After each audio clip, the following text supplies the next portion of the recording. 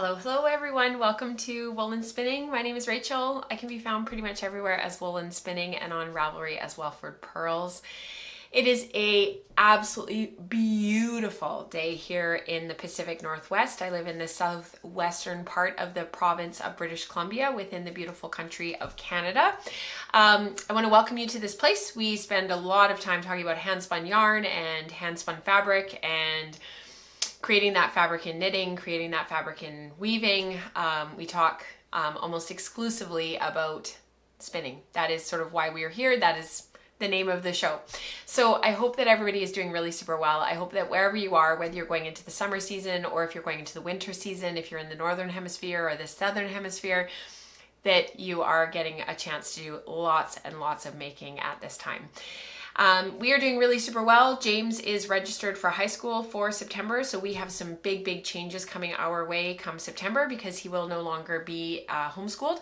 I'm really excited for him. He is ready and I think he's incredibly nervous, but he is ready. And he's done an unbelievable amount of work the last 4 years to get to a point where he has the confidence and the self-assuredness to feel like he can take something like this on. So I'm just so excited for him. I am really looking forward to his what he's taking on in the fall. Nora's going to continue doing what she's doing for grade 6 and we'll just reassess as we go. So lots and lots of changes coming for us. And I don't think there's anything else. We're almost through the soccer season. We've got a few more weekends. We've got 3 more weekends to get through. The final weekend of Nora's soccer, because of course James's soccer season is over because he broke his arm. But Nora is still going strong. So the final weekend of soccer for her and Mike are actually traveling for a tournament, and James and I are going to stay home while they go and do that and enjoy that time. So 2 more weekends to get through for soccer, and then they'll have that final weekend. So I'm excited for her to be done. I think she's having a wonderful season. She's really doing well, and I think we're all just like ready for a bit of a break and ready for the summer. So we've had a good year, like from an academic perspective, and I think the kids are ready to finish on a high. So yeah. It's so good to see everybody in chat today. Thank you so much for being here. I'm not going to try to name everybody, but welcome. There is not this coming Monday, but the Monday after, June 16th, we've got the Woolen Spinning birthday party coming up. So for those who are Patreon members and members of the community of Woolen Spinning, watch for some posts coming out about that over the next week or so, because there won't be another live stream until the day after. So just please watch for the Woolen Spinning birthday party on Monday, June 16th. There will be information about that coming out on Patreon. The Zoom links will come out the day before on the Sunday, June 15th. And if you have any questions, just pop into the Slack channel and ask away and hashtag general. But there will be, all the links will be posted there, all of the information. We're going to be hanging out on Zoom from 9 a.m. Pacific till 9 p.m. Pacific. There will be giveaways and there will be various people hosting throughout the day. So thank you to those who have volunteered. I really appreciate your time. And it'll be a lot of fun. It's going to be a long day. It'll be a really fun day. What else do we have to talk about? I don't think we have any more like housekeeping per se. I hope that my voice doesn't give out through the show. I am finding that because of the dry mouth that I've been left with after the radiation treatments, I just lose my voice sometimes because of the hoarseness. It's not because there's anything wrong per se, like with my voice. It's like a dryness that I experience. So if my voice starts to crack and I start to feel like I'm losing it, we'll have to call it quits today. But I have a ton to talk about. There's all this stuff sitting here. There's a lot of hand-woven, hand-spun fabric, and I'm excited to share that all with you. So without further ado, let's get into it. And then I think what we'll do is I'll share a little bit more about housekeeping for what's coming up this month on Patreon and in the Woolen Spinning community, and then we'll get into the show because, like I said, I've got a lot to share with you guys. So let's do that first.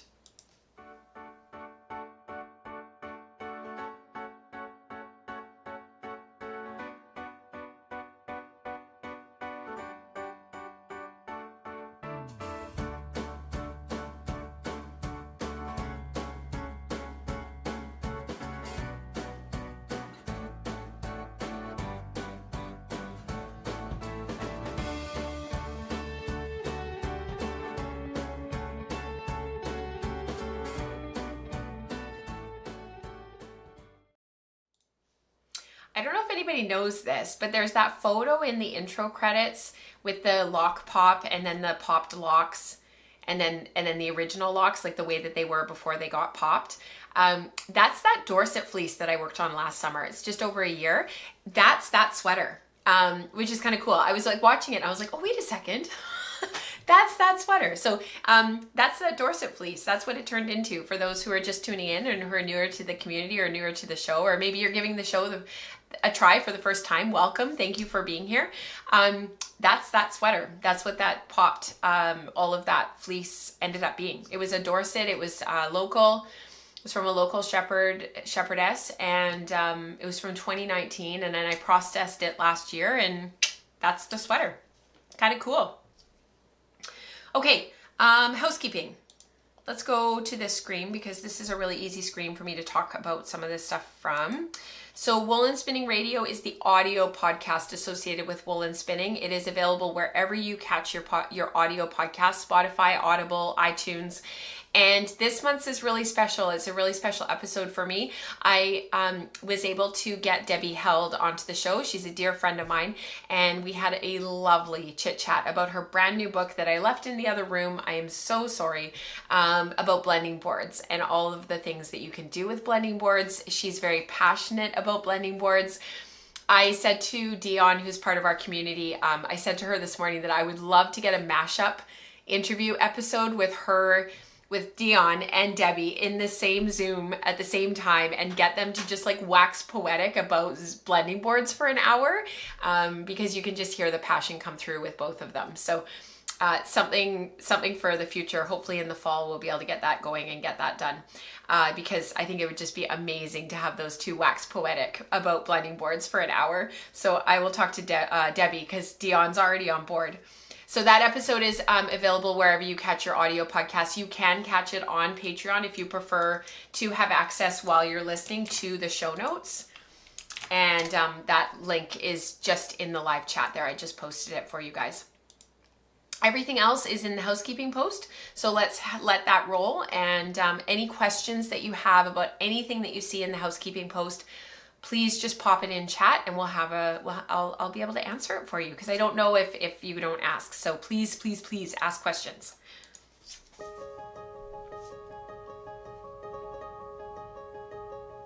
Watch for the Patreon post this month on spinning luxury and dyeing fibers.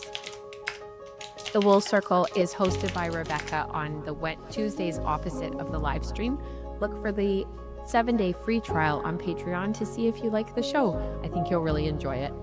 Ketchup and Pickles is the housekeeping post that has all of the links to everything you're looking for on Patreon. Our community groups happen throughout the week. Make note of which ones work for you, and the Zoom links are posted in the Slack channel. Maker Morning is posted on Patreon for those who are not part of the Slack channel, and all are welcome. Onboarding calls are for new and newish members. The post will go up on Patreon the night before. It's that time of year again. We've got our spin-alongs coming up for the summer season in the Northern Hemisphere and the winter season in the Southern Hemisphere. Links below.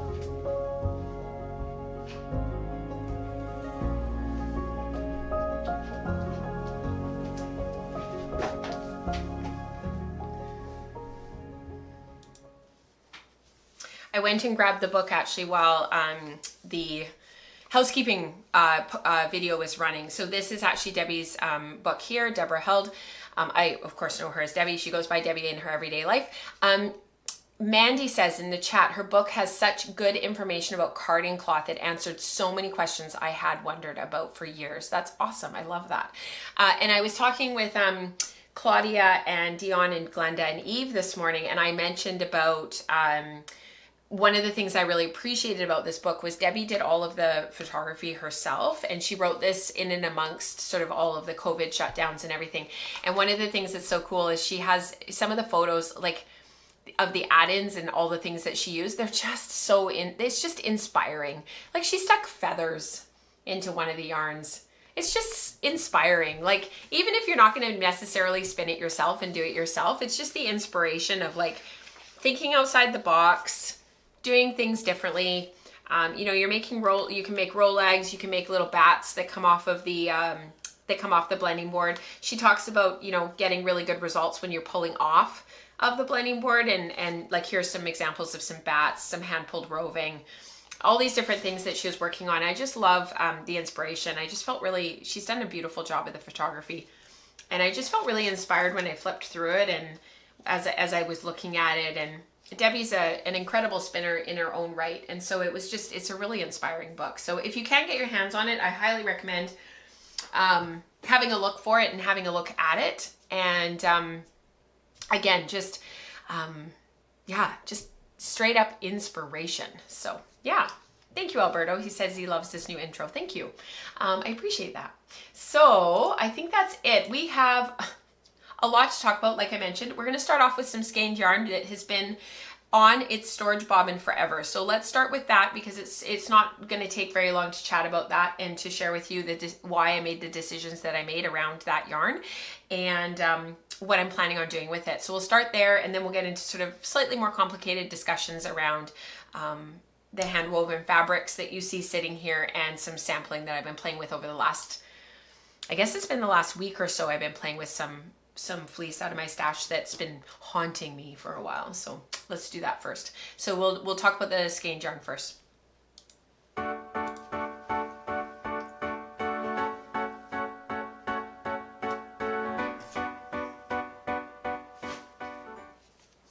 Okay, I did a little cleaning off of the desk, so I'm just gonna go to the second. So this yarn here is Bramble Ridge hand-dyed yarn, so Megan's company. I bought this at Knit City back in August, which was Knit City Calgary 2025, and this was the colorway that Megan dyed up for Knit City. It was called Giddy Up. So it was the Giddy Up colorway. Come on, camera.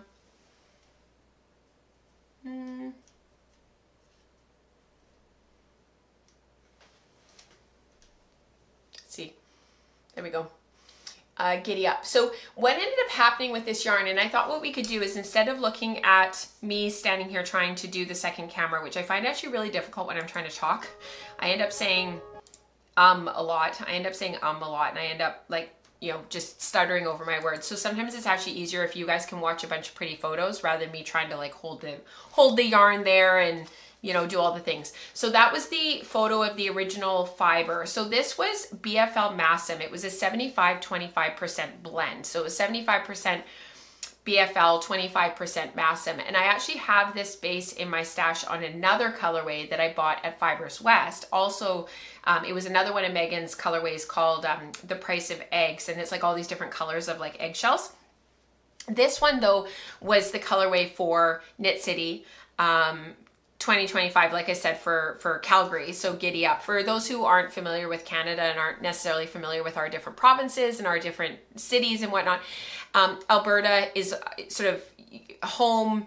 Alberta is another province in Canada. It's next to British Columbia. It's about a 10-hour drive from where I live to Calgary, and Alberta is sort of known as, you know, cattle country. It's sort of cowboy country, lots and lots of ranches, lots of beef, Alberta beef, and they've got the Calgary Rodeo every year, which actually I've never been to, and I'd really like to go. Apparently it's just an absolute hoot. And I am going to slow these photos down because I don't know why they are sliding so fast. They're like going really, really, really fast. Maybe I hit the wrong button. There we go. Let's see if that works. It just slows them down a little bit. Anyhow, I don't like it when they transition too fast because you're looking at the photo and then all of a sudden it's gone. So, ooh, that's a good question, Dion. Is Debbie's book sold at stores other than Sweet Georgia Yarns? I actually don't. It should be, because Sweet Georgia Yarns isn't the publisher. So it should be available from different sources. We'll have to look that up. So anyways, this was one of the bases that Megan had brought in for Calgary, for Knit City Calgary, and Giddy Up sort of is the colorway name makes sense if you know about Calgary sort of thing and about Alberta in general. So that's why it's kind of a fun name. In terms of the spinning, I was going through that phase around Christmas time where I didn't want to do any prep.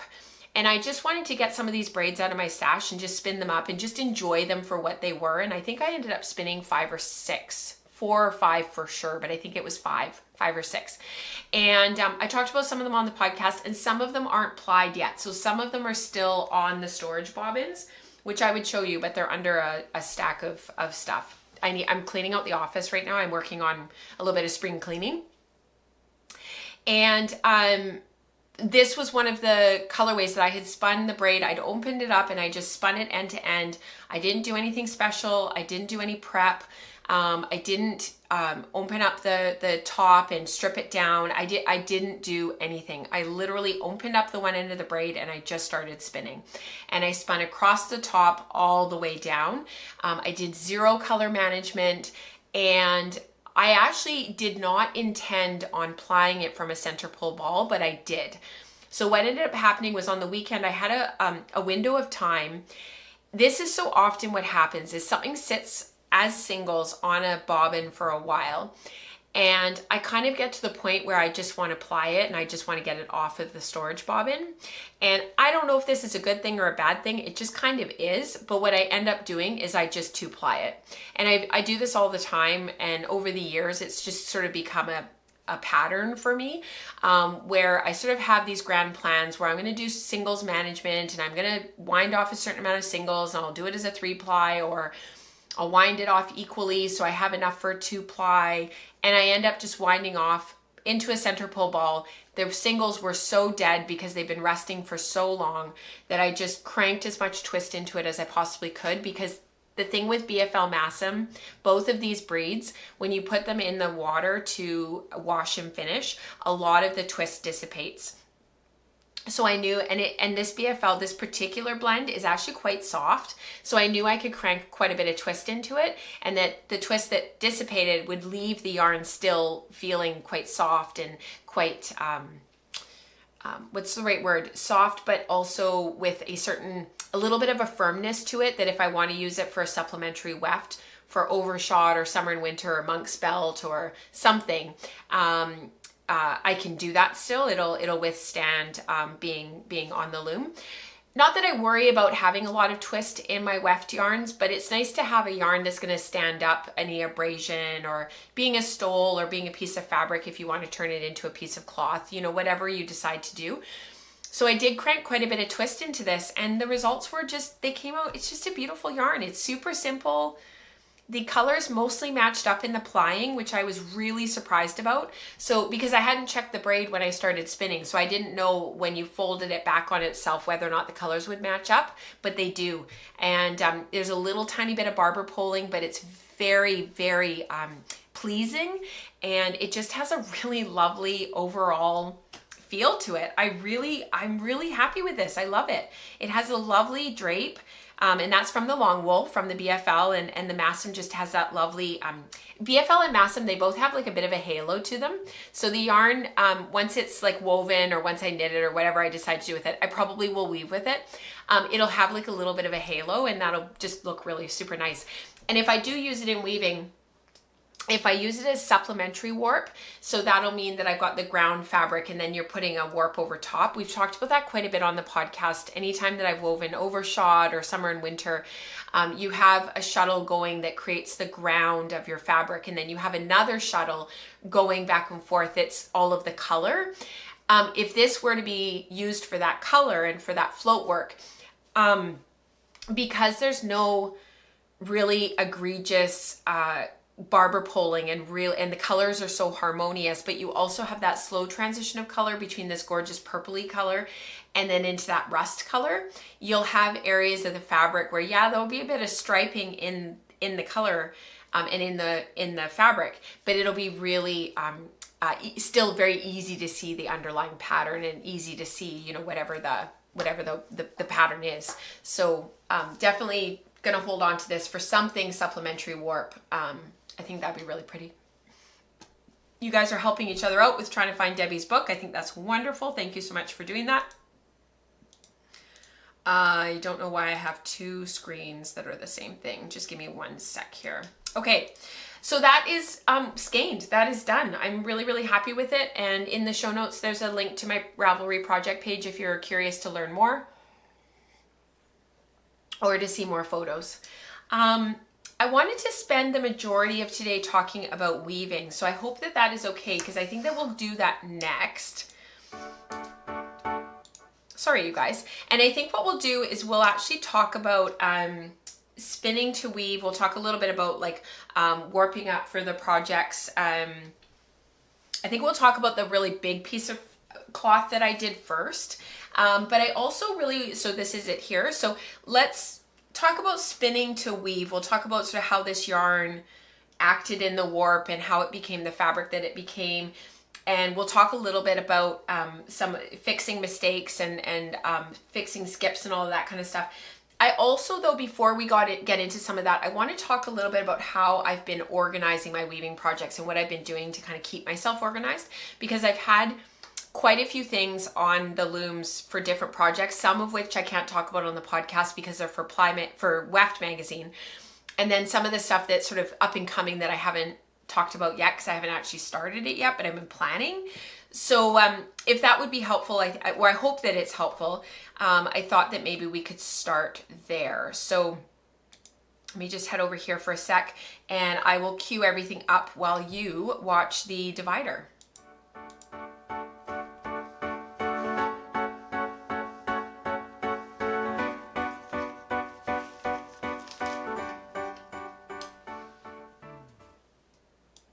Okay, so this project is part of a larger project that I've been working on to weave, to spin, to weave sort of a sweatshirt drop shoulder type pullover. So this is by Paper Theory Patterns.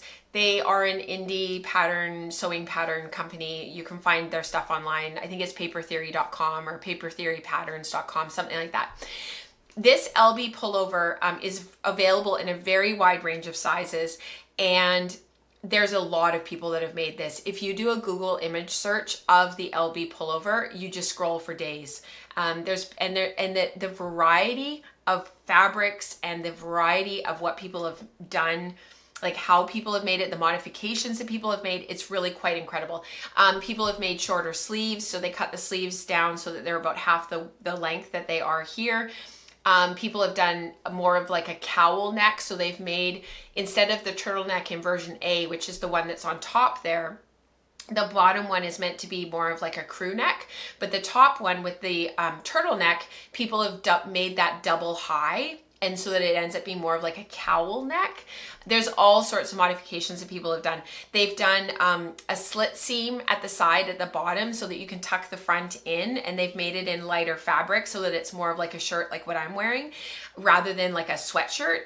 And then people have done quite a heavy version and they've made it quite a bit longer that's more like a tunic, and they've used quilted fabric. Like, the variety is unbelievable. So it's a very malleable pattern, and it's really, you could do anything with it. And I think once you've made your first one and you sort of have an idea of how it fits and you know sort of what size you're looking for, it is meant to be boxy, it's meant to be oversized, it's meant to have quite a bit of ease. Then you're off to the races after that, because you can modify it any which way you want. I've seen people do a high-low hem, so it's longer in the back and shorter in the front, again with that split side seam. So yeah, lots and lots and lots of options. The good thing about a pattern like this, for what I wanted, was I had enough yardage for my hand spun for the warp that I knew that when I laid out all the pattern pieces, I literally laid them out on the ground and I measured how wide a piece of fabric I had to weave. And I also measured how long the piece of fabric had to be. And then I took into account waste and shrinkage. So a pattern like this, where you only have four pattern pieces, you've got two sleeves, which is only one pattern piece. So if the fabric is laid double, you only have to account for one sleeve. And then you've got the front, which is cut on the fold, and you've got the back, which is cut on the fold.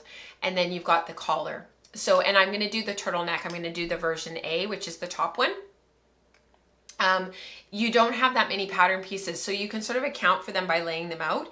And honestly, worst case scenario, if I was really stuck, I could have woven a much longer piece of fabric, and I could have cut the front and back piece in half and not done them on the fold, and I could have had, and I just would have had to account for a seam allowance. So I could have done, I could have cut two of each, the front and the back pieces, and then I could have cut them out as singles and just sewn them together and had a middle seam in the front and the middle seam in the back, and it would just be a design feature.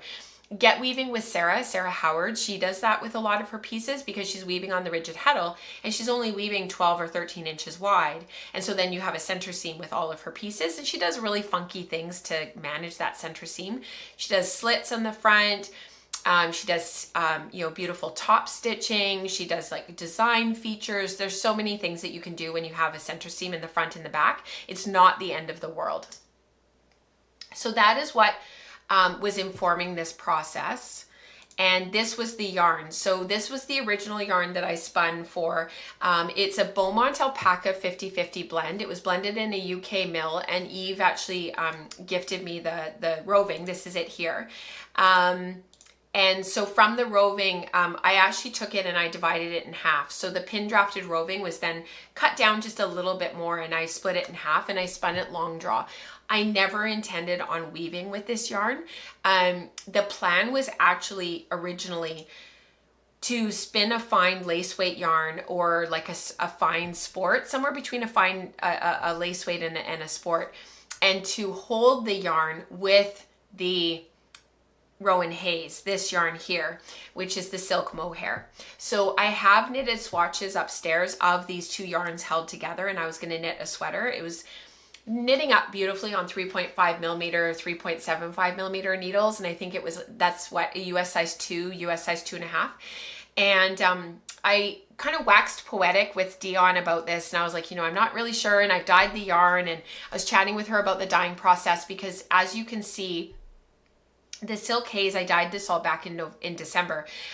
Both of these yarns, the dye didn't adhere really super evenly. And in the Rowan Hayes dye bath, it actually broke. And so there's areas where it was really super dark, and there were areas that were just this beautiful golden yellow color, which you can see. And then there's sort of these areas that are a little bit green, and it's where the dye all broke. What ended up happening though in the knitted swatch, it was so beautiful. Like it's a really beautiful paired together, these two yarns, and it had this lovely texture. It looked really lovely. The thought of knitting, I think at that point in December and January, just with everything that was going on and the kind of year that we had, and it was nowhere near over, the idea of casting on another sweater that was going to be like several hundred stitches and knitting another sweater on 3.5 millimeter needles, I think I just kind of hit a bit of a roadblock. And Dion was so lovely about it, and she's like, I really think you should weave it. It'll be done relatively quickly. I think you should weave this yarn. So I did share this a little bit with you guys before. I put on a dummy warp. We talked about this in the last episode, and that meant that I could maximize the amount of warp that my hand spun took up.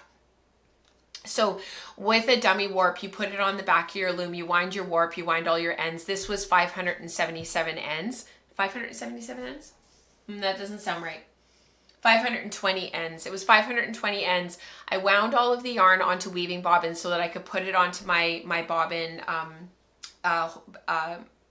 bobbin holder back here, my bobbin rack.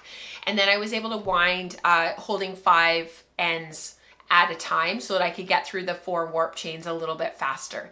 And so once that was done, you can see there I started to tie on across the front. There's lots of different ways to tie on a dummy warp. This was the way that I learned, but there's lots and lots of ways. And actually Dana had a really good way of doing it that I'd like to learn that sounds like it's pretty painless as well. In this way of doing it, I'm just gonna go back a photo here. With this dummy way of doing it, you've got lead sticks in the back, and then across the front of the warp, hang on, sorry guys. You have the lead sticks at the back of the loom, but then you also, if you look across the front of the loom, you also have lead sticks at the front. So some people like that, some people don't. It depends on how you want to do it and how you want to tie on. There's different ways. And then you've got the rattle in the middle of the loom there, and the warp that you've wound, it's going to be the one that you weave, gets wound on. And that spreads your warp, and then you still have to thread your heddles and slay your reed. So I did all of that. I did all the things. And I wove off the fabric, and let's go to this camera for just a minute. So this is how I organized my how I've been organizing my projects. The tabs are for things that I need to be able to refer to quickly. They are like specific projects for like Weft magazine, for example. This was the page for this particular woven fabric. I'm calling it my Bowmont-Alpaca woven fabric. This is some samples of the hand spun yarn itself. And actually I do need to put in a sample of the Rowan Hayes. I just haven't kind of gotten that far yet. This was a sketch that I did off the floor of how the pattern pieces were going to be laid out. It's not actually to scale. It's just me playing around. So that I had a visual of sort of what it looked like with the measured dimensions of what I needed, taking into account about 10% waist. So I added, it was wider to account for waist, and then it was longer to account for waist. So that gave me all of the information that I needed to know how long I needed to weave the fabric, how wide I needed to weave the fabric, and then whether or not I had enough whether or not I actually had enough warp. I knew I had enough weft, but did I have enough warp to actually achieve that? Hence the dummy warp. So here's the set that I wanted to work with, all of the information. None of this is like pertinent. Like the thing is, this information is just for this project. So now with my next project, I have to go ahead and like do it again. So I have another big project that I'm planning that we'll talk about another day. Otherwise we'll be here until tomorrow. These are all my notes for the next project that I'm kind of figuring out right now, and all the math and all of the information. So this was the suspected set that I thought that I probably would be working from, and then the ends that I needed, the dummy warp that I needed, all of the stuff that I needed. And then one of the things that I have found increasingly important is the measurements on loom and the measurements off loom. And I know this is hard to see. It's not really that important that you see all of the individual numbers and whatnot, but it gives me the set on loom. It gives me the width on loom and then the length on loom, and then the same off loom. So I let it rest for about 24 hours before I take these numbers. I don't love pulling fabric off and washing and finishing it right away. I think it's good to just give it a chance to rest. It's been stretched and pulled on the loom. Just give it a chance to like breathe. That's kind of how I think of it. And then I took all my measurements again. So the next thing that I need to do is write down my post-finishing measurements, and I haven't done that yet. I have them on a Post-it note, on a sticky note. So that's kind of what I've been doing to organize myself and to keep my notes succinct and make sure that I know what I'm doing and know, that what I'm just keeping myself organized, so that not only can I talk to you guys about it, but also that I sort of know what I'm doing and the direction that I'm going. So cliffhanger, thank you, Lisa. Cliffhanger, this is the finished fabric. So I'm going to stand up and I'll hold it out and you guys can see it. So let me just move back here for just a sec. I'm going to move things around just a little bit. So it is roughly 75 inches long, which is what I needed. And it's about 38 inches wide, roughly. It's about 38, 39. And this is the finished fabric. And you can see with me standing behind, because I'm backlit here, there's lighting behind me. You can see that there is like it's not like the fabric is not super thick. It has a really nice hand to it. It's not heavy. It's not tightly woven. It has a really nice drape to it. Just lovely, beautiful movement, beautiful bias. It's bouncy, but not. It's not going to be insurmountable to work with. It's going to be really easy to work with. I zigzagged the ends and like it went through my machine, no problem. It just went through my machine beautifully. And you can see because of where the dye broke in the Rowan Hayes, and you can see like these dark bits, right? And you can see you sort of get these like little bits. What ended up happening was because there's all of that in the weft, you get these like this lovely kind of play of this almost sort of a bit of a faux plaid, a little bit of texture, a little bit of interest. I think if the fabric didn't have that, and it's a little bit more orange than what it's reading on the camera. This is showing up a little bit more grello, but it's actually a bit more rusty orange. I think it wouldn't be quite as interesting. It wouldn't have some of this texture and interest to it if it didn't have those areas where the dye broke and it was just flat and all one color. I'm not sure it would be quite as interesting. So in terms of tensioning, there was one side of the warp, and I can't even tell you now unless I really inspected it and knew. There was one side of the warp that I did have some tensioning issues. There's a couple of threads back here that I haven't trimmed yet. I'm going to show you some photos in just a second. I had some tensioning issues, and one of the things that I was a bit concerned about, because it has a bit of a sheen to it because of the silk in the weft, that Silk-Mohair has that little bit of a sheen, so when the light hits it, it just has like this, yeah, a little bit of a sheen, a little bit of a shine. And of course the Bowmont-Alpaca is quite flat, it's very matte, so it's very, very, very subtle. I was a bit concerned that when I fixed the skips, and I'll show you the photos. Here we go. When I wove in all of these ends to fix all of these skips, I was really concerned that after the washing and the finishing that you would be able to see where I fixed them all, because honestly there's probably 80 or 90 places that I fixed all of the skips, and it was kind of all on one side. It was on about a third of the warp, and then in the odd place on the other side. So there was definitely some tensioning issues on the one side after I wound it on. I think I know what happened, and so I'm curious to do this process again so that I can figure out if it's me or if it just was this warp and I just didn't tension it as studiously as I should have. But after finishing, I fixed all the skips. I trimmed all of the warps that had jumped because it was all warp. So there was only one or two weft skips. It was all warp skips up and down. So I was able to just weave it through relatively quickly. I sat on the floor. I had a cup of coffee because I'm starting to be able to have coffee again. And I wove them all through. I listened to a couple of really great books. And post washing and finishing, once these are all trimmed, you cannot tell that they are there at all. They completely got lost in the fabric, and that helped. It kind of assuaded any of my concerns, because when you start to cut out your fabric, if you've got areas where there's obvious flaws, you don't want that to be like across the front of the pullover, right? So I was getting worried that I was going to have to manage where the pattern pieces went, but you can't tell. Doesn't matter.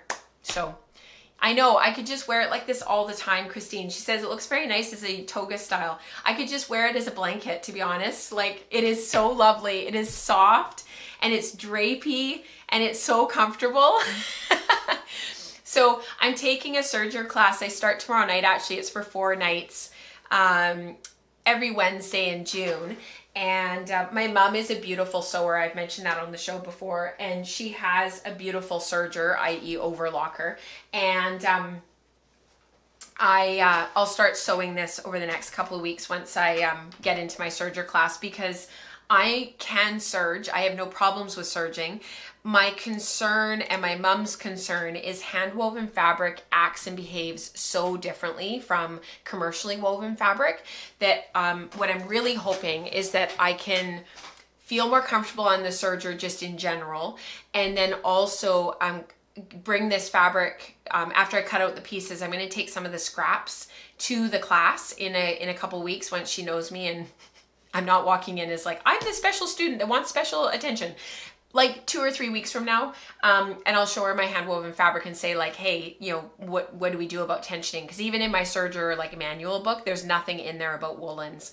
It's all like cotton, viscose, rayons, spandex. And my mom was like, I think, just getting some feedback from somebody who really knows would be really helpful. So some trial and error is in my future. But I'll get the pattern pieces cut out once I feel a little bit more comfortable on the serger, and because I don't want to cut them out and leave them because they could start to unravel in places. So I don't think it'll be too bad. It's fold nicely. and it's got a nice feel to it. It's structurally completely like, what's that word? Structurally stable.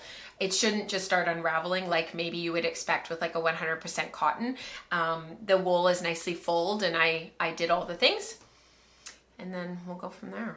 I don't think so, Ruth. I thought about it. I thought about doing a muslin. I'm pretty confident with this shirt. There's so much positive ease in it that I just don't think that, I don't think that I've made enough of this kind of stuff over the years that I haven't done a lot of sewing in the last,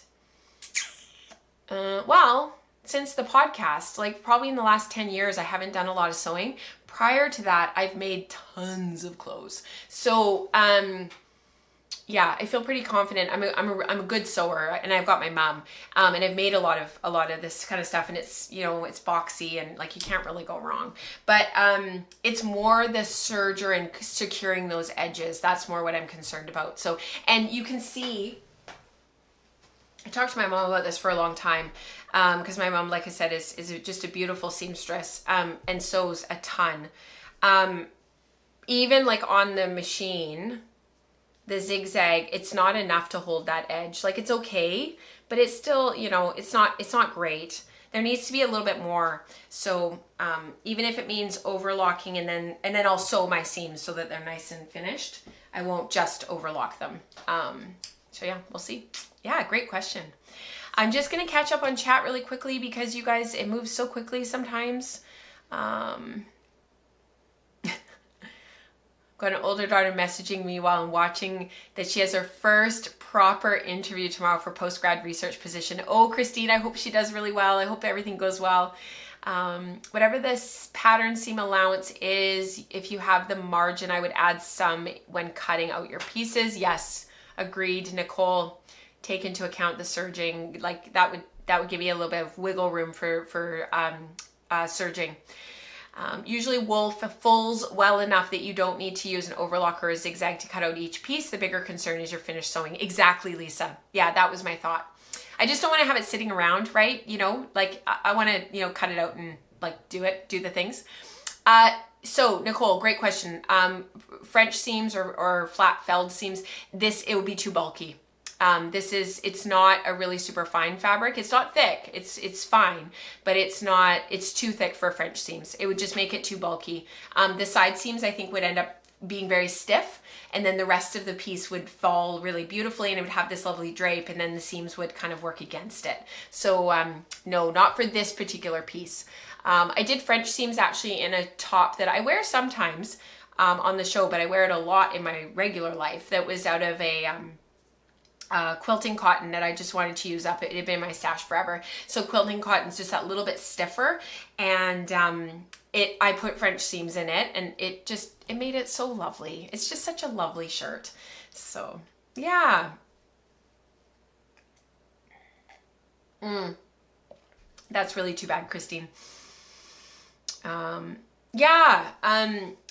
Overlockers, yeah, you don't, yeah, they sort of take a little bit of, I used to be fine on it. I used to use it all the time, and my mom was really good on it. She's done tons and tons of courses and work with it and stuff, but you put it away for 10 years and then you're not quite as comfortable as you once were. So yeah, I think it'd be good to get back into it. All right, let's move on to the next thing, because this is what I'm really excited to talk about. Oh, Breed Blend and Color Study. It is done. I am so excited about this. So for those who are new to the community or new to watching this, or you're joining us for the first time, welcome, welcome. Breed Blend and Color Study is a spackle, spin along, knit along, spin along, weave along, that we've been doing since January. There is still fiber available. So I think if you look on Megan's website, Bramble Ridge Yarns, hand-dyed yarns, and the links are down below on this episode. So just follow the links through and you can still get this fiber. It's a BFL Wensleydale-Mohair blend. It was 40-40-20, and we were studying spinning long wools. We were looking at yarn structure for socks and durable fabrics. And Rebecca was exploring all about all those things on the Wool Circle, and we've sort of been doing this sort of overarching community exploration with this fiber for the last 6 months. How is it 6 months, you guys? How?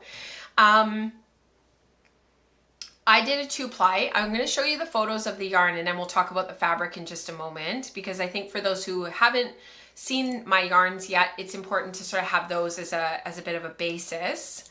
And once again, I'm just going to slow them down a little bit. So I had a half set. I knew with everything that was going on, I couldn't do a full set and a full 100 grams of each of the colorways. So what I ended up doing was I took the 50 grams of each of the braids, I split them all in half, and I plied them with their cousins. So I ended up with Fireside and Deep Freeze, and Winter Morning, and then Winter Morning and Fireside. So these 3 yarns here are all the combinations of the 3, and I had about 300 yards of all 3 of the yarns, and just enough to make a stole that would be a little bit wider but not quite as long as what you would want for like a scarf. And I was really happy with the yarns. We were talking about it in queries on Saturday morning, and I was explaining that because, again, same with the yarn that we were talking about a few minutes ago, my BFL Masham, you know that with the long wools, some of that twist is going to dissipate in the water, and they're not going to be as high twist as you think that they are, and they're not going to be as hard as you think they are when you're plying. So I tend to put a little bit more twist in than I want. And so with this yarn, I put in quite a bit of ply twist, and again, as expected, a lot of it dissipated in the water. So I ended up with a yarn that was sort of moderately twisted, a little bit more twisted than what I would want for something that was, you know, a cowl or a pair of mitts or a toque. This was a little bit higher twist to withstand the tension that is put on warp when it's on the loom. So a little bit tighter, a little bit crisper, but again, you can see the twist angle. We're not talking about like something that you get in a fine wool where you can crank up the twist angle and still have a soft yarn. This is like, we're still talking like, you know, a moderate twist, sort of around 30, 35 degrees. So what I did was I went to my trusty little book, because that's what I do, and I'm very, very visual, as you guys know, and I started to plan out sort of what I wanted to do. And I'm gonna go to the big camera for this so that you guys can see. But what I ended up doing was I wanted to do something color blocked. So I talked about this a little bit on the podcast, but I didn't have a visual. I was talking sort of off the top of my head when I was explaining it to you guys. So what I ended up doing was I organized, sort of in my head, it's this here. Let me turn it there for you. I sort of figured I would have one yarn, I would have stripes. So think stripes. So of the 3 yarns, I would have the first yarn as warp, the second yarn in the middle, and then the third yarn on the end. And then I would weave blocks. So this would be one yarn, that would be the second yarn, and that would be the third yarn. This is very difficult to do when you're behind the book. So if I'm not pointing super accurately, just bear with me. And then I had like colors for this to sort of see like approximately how it would work up. Skein 1, Skein 2, Skein 3, all of the yardage, the weights, they weren't actually as equal as I thought that they were. I should have done a better job with like weighing things, but you know, life. And then I had like what they were plied. So like Gentle Morning with, you know, Winter Morning, sorry, Deep Freeze with Winter Morning, Fireside with Winter Morning, etc. Just so I can refer back to it later and kind of know approximately what I did. I factored in a dummy warp again, and then this idea of color blocking, and then how much fringe I wanted at each end. So approximately 5 inches. I ended up with closer to 4 inches, I think. Yeah, I think I ended up with a 4-inch fringe in the end. And then to maximize the yardage, because I didn't want to have any yardage left over, I had a total yardage of 658 yards. So just bear with me here for a minute.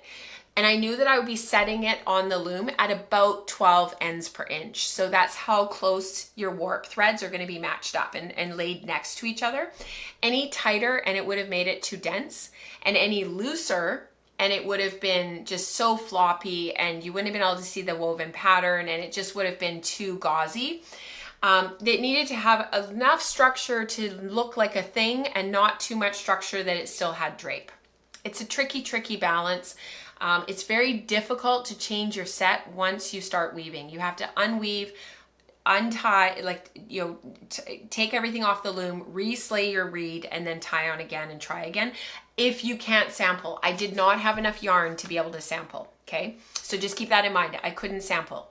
That's the problem. I did make a gamp, Rebecca. That's exactly what it was. So I ended up wanting to weave about 60 inches of actual woven fabric. I made it by 2 inches. So I ran out of yarn at the 58 inches length. I didn't have quite as much yarn left for the weft as I thought that I did. And I couldn't have shortened it anymore and shortened the warp because I maximized that 4 inches of fringe. Like I used almost every last inch. So I probably needed to take out a couple of threads in each of the color blocking when I warped, just to give me that little bit extra at the end for the weft, but I'm super happy with the results. It was fine. So that was that. And then over here, I have all of my on loom measurements, my off loom measurements, and then my finished measurements. So my finished measurements are somewhere. I haven't taken them yet. Okay, I need to do that. I have my off loom measurements, but I don't have my finished measurements. Okay, good to know. I got to do that. I don't want to forget. So this is it. So what I ended up doing, oh, the other thing, preamble. This book for weavers in our community that are looking for a book that is like the weaving book, that if you can get your hands on this book, I highly recommend it. You could probably get away with this and only a couple of other books and you'd have enough books. This is one of those books that's just like invaluable. I come back to it again and again and again and again. I almost kind of come back to this one a little bit more than I do my Mary Black books, which is saying something because my aunt worked with Mary Black and I have a signed copy. So what I did was I was flipping through the twills section and I saw this little ditty here, and it's a point twill. So you can see it's for those who are weavers, for those who are not weavers yet in our community, just like smile and nod and just follow along for just a second. It's not, none of this stuff is a big deal just yet, but for those who are weavers and want to know what I did, this is what I did. I warped the loom 1 2 3 4 1 2 3 4 1 2 3 2 1, and then I went back down 4 3 2 1 4 3 2 1, and then back up again. So you're creating a point twill. So your twill is moving up up up up up, and then it's turning and coming all the way back down, and then it's going back up again, and then it's coming back down, and it creates these beautiful diamonds. And you sort of have this point in each of your blocks where you turn and you come back the other way. So you know, up and down, and you treadle the same way. So it's treadled as drawn in. So that means that your threading is also the same as your treadling. So it's really easy to remember. It's 1 2 3 4 1 2 3 4 1 2 3 2 1 4 3 2 1 4 3 2 1, and then you start all over again. So it's kind of like a musical dance. Try to think of twill as being in a circle, and you're sort of going around and around and around in a circle. So the way I think of this, 1 2 3 4 1 2 3 4 1 2 3, you're climbing a mountain. 1 2 3 4 1 2 3 4 1 2 3, and then you're coming back down again. Because it's just a continuation. So I saw that and I thought, ooh, that's cute. It's easy, it's pretty. I wonder if my yarn is too patterned for that. And I thought, nuts to it, doesn't matter. I'm gonna do it anyway. And so I did. So what ended up happening was, because the yarn is quite busy and the pattern is lost in a lot of it, like over here, you get these really cool areas that are very high contrast between the light and the dark. Because remember, our colorway that was the winter morning was very light. It had that white, that gray silvery color in there, and it had the that really beautiful pinky purple. So what ended up happening in Fireside was really, really super dark. So talk about like an amazing project. We spin Fireside on its own, and then spin Winter Morning on its own, and then use one as warp and one as weft. Amazing. It would be incredible, because you're still going to get these areas where the darker purple in the Winter Morning, where the pattern kind of gets lost a bit, and it doesn't take away from the overall feel of the shawl, because you just can't see. It's not like they're competing. You just can't see the point twill. It's gone. But in these areas where you do have the contrast, you get this beautiful play of pattern that kind of pops up in these different areas. And so you can see, oh, there is kind of something going on there, and it's very subtle, and it doesn't compete with the overarching stole, but it's just enough that it's subtle, and it's really quite effective, I think. So that is what so these color blocks, this is the Fireside Fireside and Winter Morning part of the stole. This was one of the color blocks. And then this one here is Deep Freeze with Fireside. So that was the weft running up here. And then the final one was the Fireside and Winter and Deep Freeze. These colorway names, seriously, you guys. It's colorway 1, colorway 2, and colorway 3. But because they are so similar in the weft, it didn't come out as like blocks. I can see them because I know where I stopped weaving and where I started the next colorway. I think what would actually be a really, really effective project. I'm just gonna put it on for a sec so that I can, you guys can watch photos, and I will talk about what I would do if I was to do this again. What would have been really effective is if, and I pushed my comfort zone with spinning combo yarns, because the whole idea of breed blend and color study and breed and color study, the whole reason for doing it over the years has been to push our comfort zone in terms of doing things that we normally wouldn't do. I normally wouldn't combo spin these colorways. I would keep them separate and I would treat them as separate projects, and I would do something separate with them. That's what I would normally do. But because it's breed blend and color study, and the whole reason is to push ourselves out of our comfort zone, that's the whole point, I did something that I normally wouldn't do, and I combo spun the colorways. But if I were to do this again, or if I had the full braids, what I would have done is taken half of them and did what I did, but then I would have taken the other half and I would have spun the colors by themselves, so that your striping and your warp would be just the colorway. So you'd have just Fireside, just Winter Morning, and just Gentle Freeze. Because then you could see in the warp, or sorry, in the weft, when you add just Fireside, just Winter Morning, and just Deep Freeze, you'd have the blocks of how does this colorway act on these 3 colorways?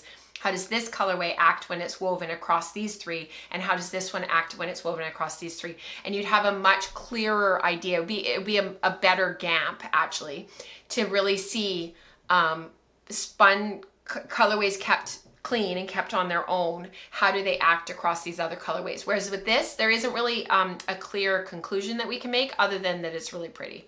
And there's areas where there is higher contrast, where the point twill came through. And so when you look at it as a project, when you walk up to it, and I'm just wearing it here and you're sort of looking at it, you can see areas where the point twill is really obvious. Does that make sense? So if I were to do this again, and those who haven't started spinning yet and are sort of debating about what you want to do, and you want to go in the direction that I did with the weaving, I would keep the colorways separate, and then I would study them each and how they act on each of the third of the warp. Does that make sense? Tell me if that doesn't make sense, and I'll try to be clearer. I actually don't know June Hemmons Hyatt's book, actually, Christine, but Lisa says it is. Thank you. I don't know that book, The Principles of Knitting. I don't actually know that book. Yes, Nicole. See, there's like this subtle, there's subtle messaging for those who are not weaving yet. Deidre says she's so happy I'm including the weaving in the podcast. Love the variety. Thank you, Deidre. I hope that we're not going too far down the weaving rabbit hole, but I think that it is definitely going to be a topic that we explore more fully in the podcast going forward. I'm pretty passionate about weaving, and I think it's a really, I think when it comes to weaving with your hand spun, it's something that it gets me very fired up and very excited about. And so I hope that you guys are willing to come on that journey with me. Oh, good, Dion. She says, before I started weaving, I was learning so much from Rachel by sharing on the show. Good, and I hope that set you up for some success with your new loom, Dion. She just bought a floor loom. So exciting. She got a Saori loom. The cool thing about some of these patterns, with some of these twill patterns especially, is the weaving's a little bit more interesting, but if you only have a 4-shaft loom, you can do so much. There is so much you can do with 2-2 twill. I actually thought about doing basket weave, which is over under 2. So you're going 2 threads over under 2 like that, and you're creating this basket weave pattern. That would have worked beautifully. A straight draw, 1 2 3 4 1 2 3 4 1 2 3 4 with just long diagonals would have worked beautifully. Honestly, you guys, you could do anything. I chose the point twill just for the diamonds and for the diamond pattern, but like you could do rose path, you could do what is it, goose eye twill? What's that one called? You could do anything. Something more complicated, you could do a M's and W's. You could do broken twill. your imagination is the limit. Flip through a book to figure out what the opportunities are with twill, and pick one and thread it and treadle it, and you'll learn pretty quickly what the different threads are doing and how they work, and you'll be able to start seeing if they're, if there's a treadling error, or if there's a threading, or sorry, if there's a skip or a jump with the warp or the weft. When you're looking at it later, you'll be able to see it. That's the one nice thing with twill, is you can see if there's a mistake. As far as I know, I didn't find any errors in this. I found one, and I decided not to fix it because you can't see it. But I don't think that there were any mistakes in this. I didn't find any. I looked, I didn't find any. So. Oh, Eliane says, I really want to start weaving again. Watching this, my loom has been standing here quite lonely the last year. That's what happened with my looms last year, Eliane, and I'm so happy to be weaving again. I'm thinking very, very seriously about selling all of my looms and going to just one. Mike and I have been talking about just freeing up some space in the house because we're just feeling a bit cramped and my stuff is everywhere. So we've been talking very seriously about that. So if anybody is local and wants a 16 shaft table loom, come and talk to me. That is it. All right. Okay. Let's talk about sampling. I'm so excited about this, you guys. So excited. Okay, sampling. I will see you on the other side.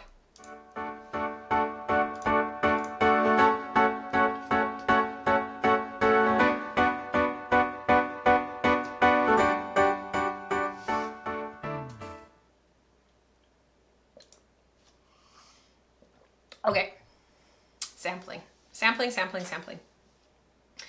I pulled out of my stash. I'm almost finished my New Zealand Corriedale. I have one more bobbin to go. I'm almost done. I'm just spinning. It's not exciting. It's not anything interesting to talk about. If you're interested in that spin and you want to know more about that spin, go to last show because I waxed poetic about it for quite a while. And I showed some photos of carding the fiber and everything. And so you can go and watch that. But this, I don't have any photos of this. That's right. I wanted to talk about it here. This fleece, I've got just over 2 pounds and it's from West Coast Color. It's about 3.5 to 4.5 inches for the staple. And I washed it up because it's a ram's fleece. And when I bought it from Lynn and then she gave me a bit as well. It was sort of a combination favor and also purchase situation. It was sort of a combination. It was a ram's fleece. It was quite smelly. It really had that like boy sheep smell to it.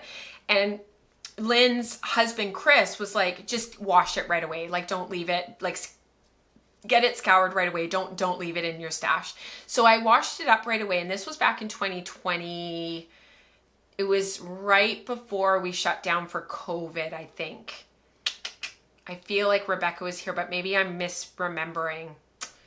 Anyhow, it's the CVM fleece. It's from one of their rams, West Coast Color. So Lynn Anderson and her husband, Chris Anderson, are located up in the interior of British Columbia, about 4 hours from here in a place called Tappan. And they're actually across the street from Disdarrow Ranch, and they're really good friends. So this is the CVM. It's got a beautiful crimp to it. This is washed and scoured, and you can see at the tip there, you can really see the crimp in there. It's got this lovely, just bouncy, and it's this tawny brown color. And I've been wanting to get this out of my stash for a while because I kind of had a bit of a moment last week where I sort of realized that I was going to pivot with my Corriedale spin, my New Zealand Corriedale, but I have 300 grams of that, just over. And I had carded it up into 3 bats that were just over 100 grams each to make a 3-ply. Like, that was the plan. And I had organized that and I had sampled for that. And that was the whole purpose of doing that. So I sort of had this moment where I had said on the podcast that I was possibly going to pivot from that and go to a 2-ply because I really wanted to recreate this fabric that I did. And this was leftover warp from the weft article that actually I just mailed the samples this morning. Please pray that Canada Post does not strike any more than they already are so that my samples can get to Bend, Oregon to JC. please, if they could just hold on until for another week and they can get out of the country and get to JC, I would really appreciate it. So this was the leftovers of that Cormo warp. So this was quite a long stapled Cormo. You'll read all about it in Weft magazine next year. But this was the leftover warp, and I did some color and weave things where the warp, as you can see, you can always tell what's in the warp by looking at the fringe trick. Anybody who's sort of learning about some of this stuff, look at the warp if you're wondering what's in there for warp. Look at the fringe. So the fringe is all Cormo. There's no other colors in the warp. And what I did, because I just had this little bit, it's about 6 inches, 7 inches of warp that I had left to play with. I did pick for pick Cormo and this Falkland out of my stash. No, it was Polworth and Silk out of my stash. That was just to play with color. Like I was just looking at color. I wasn't worried about like what the colors were. I wasn't worried about like what the yarn was. I just wanted to match it for weight so that it was the same wraps per inch. So, oh, hi, Sam. Thank you for joining us. So good to see you. So it's pick for pick. So you're carrying 2 shuttles, one of the Cormo and one of that red yarn in there. And I felt so inspired, and I was really ticked that I ran out of warp because I wanted to keep weaving. I was enjoying it so much. I just felt really, really inspired by this because what ends up happening is that it's Nest Fiber Studios. That's the yarn. It was hand spun from me and Katrina's book Unbraided. What ends up happening is the Nest Fiber Studios ends up in like this window in between the Cormo, because the Cormo's in the warp and the weft, right? So you're kind of framing and you get these little like dots. I love this effect so much. And I just kind of fell in love with it. And I think it was just after a year of not really weaving and just needing to feel inspired and wanting to use my hand spun and not really feeling very excited about commercial yarns. And that was part of why I've kind of petered out this time last year with weaving. I was just sick of working with cotton, and I didn't want to work with 2/8 cotton anymore. Like, I'm happy to do tea towels once in a blue moon, but I didn't want that to be all. I want to do this. This is what I want to do, is weave with my hand spun. That's the whole point. So, when I was waxing poetic on the last episode about that, and I was talking to you guys about it, I started to sort of think, oh, I'll just change the Corriedale from a 3-ply and I'll make it into a 2-ply instead, and I'll pivot. But that really wasn't what I had originally set out to do with that fiber, and that really wasn't like the initial sampling that I had done. And I really kind of want 300 grams of 3-ply Corriedale because I think it'll be really pretty. And I'd love to make, there's a Gramp style slipover vest kind of thing that I've had my eye on for a bit that just got released a month or so ago. That was the whole, like, that was what I was sampling for. So I still had that in the back of my mind.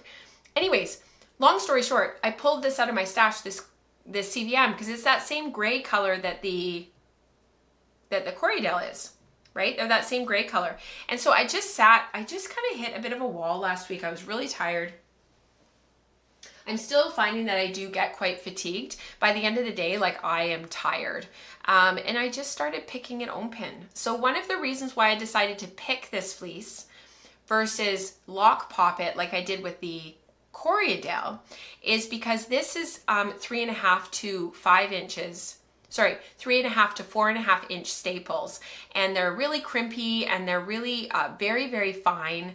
It's fine wool. I'm sure it's a very similar micron to the Corriedale. But because it's so fine and because it's shorter stapled, and I knew I was going to be carding it anyways, I thought, you know, I can just sit and pick this own pin, and I just did that. And I've already picked open probably about 150 grams of it.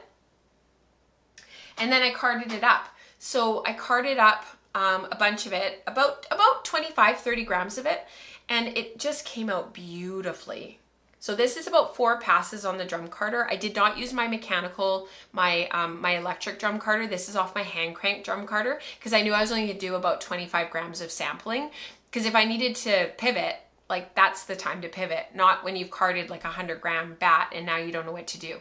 So I carded this up. It's about 4 passes. There's a little tiny bit of VM in here, but it's been coming out in the spinning. Like, and when I say a tiny bit, like, it's the odd little piece of a little something, something, little gift in there for me.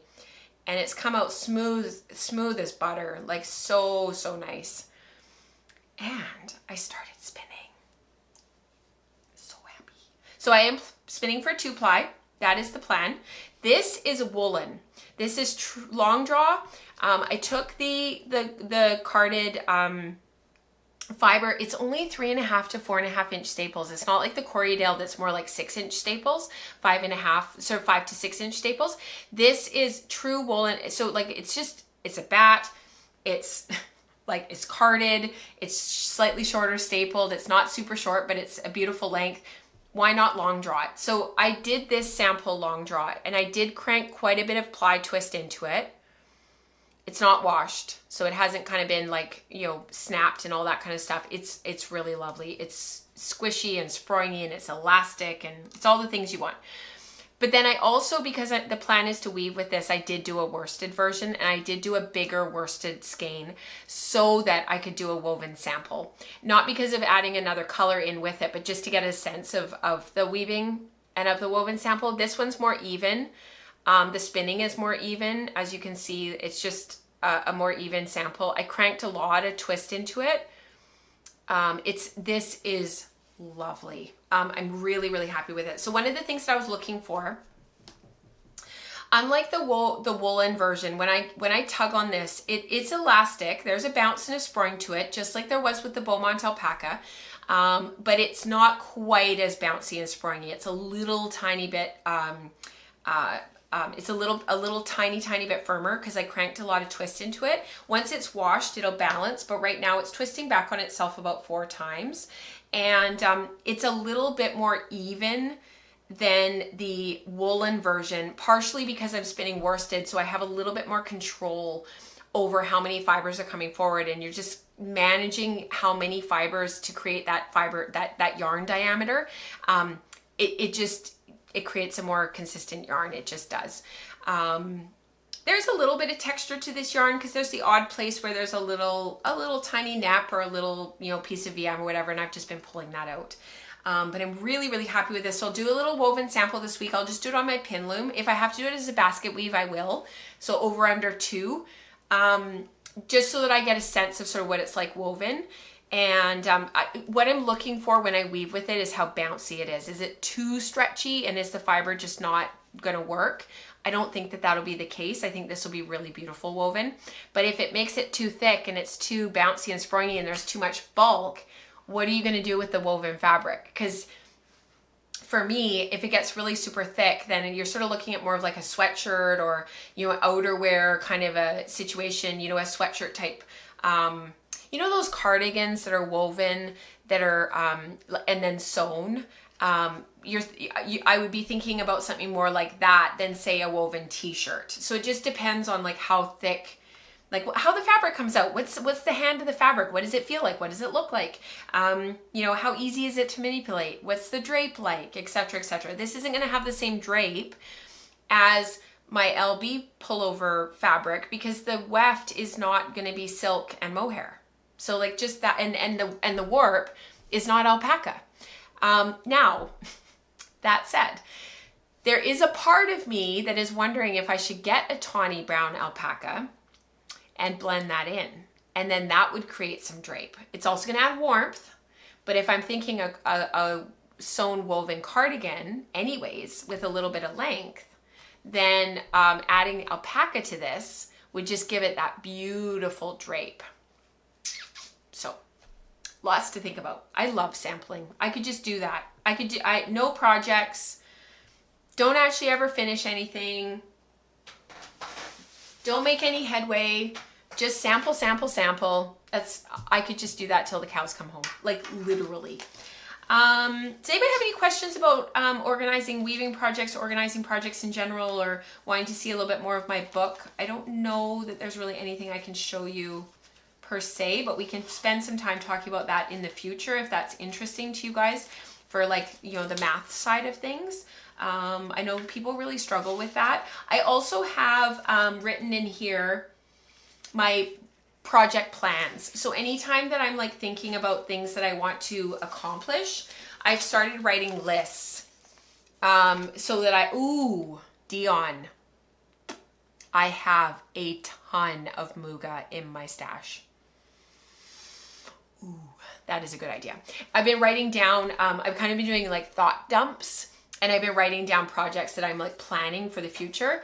And that's been actually really helping me, because then it's not percolating in my mind and it's not just like going around and around and around in circles. I can actually start to plan, what do I need to have on my wheel, like space wise, like what do I need, how many, what bobbins do I need to free up? And then what do I need for a loom? One of the things that I'm finding right now, and I think this is actually a very real problem for a lot of weavers, and just bear with me for just a moment while we wax poetic about weaving for just a sec. Not just a sec. I'm not going to apologize. We are going to wax poetic about weaving for a moment. Bear with me.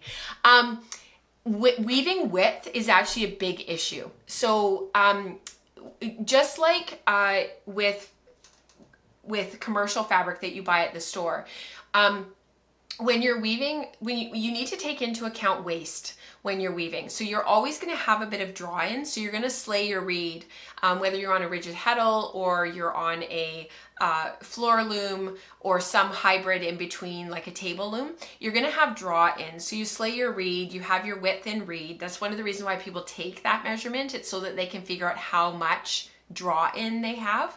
And when you start weaving, the threads, everything's going to settle in and it's going to draw in. Not as much as what I'm showing you visually right now, but you're going to have draw in. Taking into account that draw in means that you need a certain weaving width for certain patterns to be able to cut out pattern pieces, because you have to take into that account that waist on the outsides of your fabric. And so one of the things that I was chatting with my mom about was my spring. It's a first generation Louette spring, and it's a countermarch, which means that the threads open like this. So with a jack loom or a rising shed loom, only your top threads move. And with a counterbalance loom or a sinking shed loom, only your bottom threads move. But with a countermarch loom, both threads move, and you get these slightly bigger sheds. It's really nice on a loom like the Louette spring that's a bit shallower, where you're not going to get these massive, really big, huge sheds, because you just don't have the weaving depth of your warp. You just don't have like a draw loom where you've got like several feet where you can get these really big open sheds.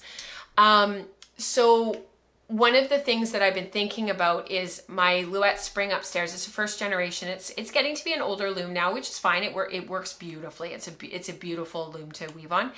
It's only 36 inches wide.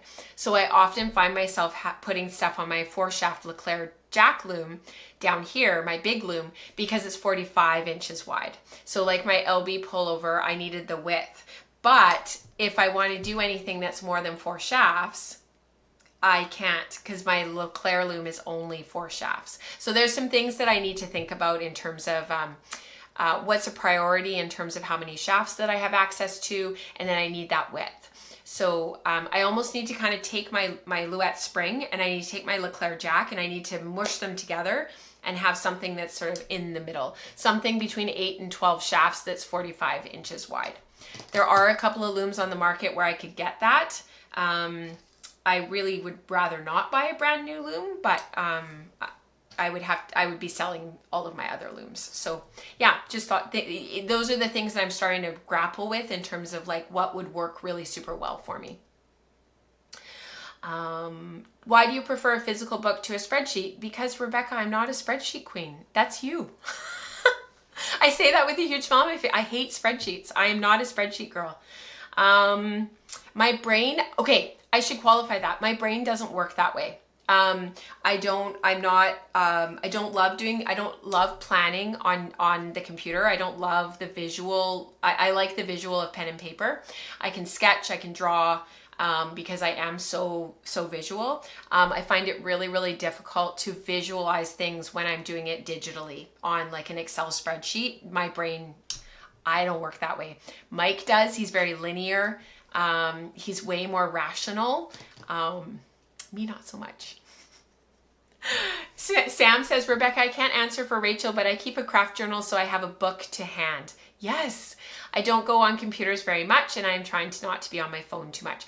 Actually, I'm trying not to be on my phone too much because the kids are like, why are you on your phone? Why are you on your phone? Put your phone down. And I'm not even on my phone that much.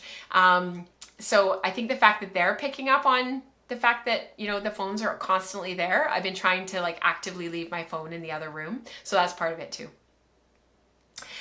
Lisa says, I prefer a notebook to a spreadsheet because I spend entirely too much time staring at screens. 100%. Alberto, you're right. He said double weave. Yes, I hear you. You're absolutely right. You can double weave all the things. I don't love double weave when you're doing a multi-shaft project. I've done a couple of things for samples for my master weaver that are multi-shaft double weave projects. And I don't love that you can't see underneath to make sure that you're not making mistakes. I think once you get into a rhythm and you get really used to it and you do it all the time, I think you'll be fine. It's not my favorite though. And I would love to hear what others have to say about that, but it's not my favorite. Yeah, great. But you're right. Double weave, if you're doing plain weave or twill, absolutely. Like a 2-2 twill, 1 2 3 4 1 2 3 4, and then plain weave 1 2 3, 1 3 2 4 1 3 2 4. Totally, 100%. Oh, Rebecca, I hear you. She's like, stop it. I'm looking at compact looms now. I know. It's so hard. It's so hard. Okay. I'm going to stop waxing poetic. It's already 20 after 12. I'm going to say goodbye. We are going to have to save community participation for next time like we always do. We just never get to it. And it's just because there's just so much going on in my world. There's so much to share with you guys and I'm excited to share it with you. So I hope you don't mind that we do not have time for, I love doing community participation. But I've got to rest my voice as well. I hope you guys have a wonderful couple of weeks. We have the birthday party coming up in the 16th, just under 2 weeks.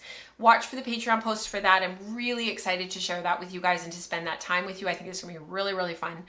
And we've got Maker Morning tomorrow morning at 6:30 Pacific. I will see you guys all there. The links will come up tonight on Patreon. I think the post comes out at like 12 noon or 4 p.m. or something like that today, and it'll be there for you in the morning. If you're on the Slack channel, the links will come up on the Slack channel under #general about 15 minutes before the meeting starts, so you can jump in anytime. I've thought about it, Christine. It's so much. I've thought about it. Yeah, it's a lot, but I have thought about it. I hope you guys have a wonderful couple weeks. I'll see you in the morning at Maker Morning. I hope you guys can join. And until then, happy spinning, happy knitting, happy weaving. I didn't even tell you about my Lakes cardigan. I've made lots of progress on the body. We'll talk about it next time. And until then, happy making. Bye, guys.